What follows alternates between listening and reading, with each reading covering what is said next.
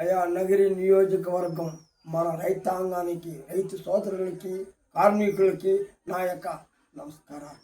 అయ్యా రైతు సోదరులారా, మనం రాత్రింబొగుళ్ళు కష్టపడి మనం పురుగు పుట్టనకుండా మనం చెరుకు తోలితే ఫ్యాక్టరీకి, ఆ చెరుకు ఫ్యాక్టరీ యజమానులు ఒక్క పైసా కూడా ఇవ్వకుండా మనల్ని బాధలు పట్టిస్తున్నాడు.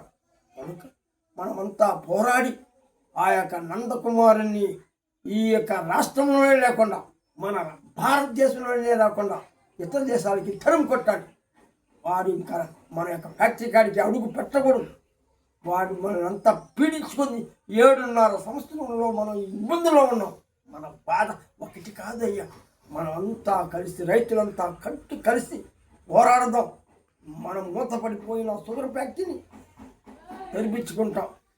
లోకేష్ బాబు గారు, మన గాలి భానుప్రకాష్ గారు సన్నిహితులు, ఒకరికొకరికి సన్నిహితులు కనుక పోరాడి మన ఫ్యాక్టరీని తెరిపించుకుంటాం. రండి, మనమంతా నిండ్ర మండలంలో ఉన్న మన నాయకులంతా పోరాడదాం. ఇది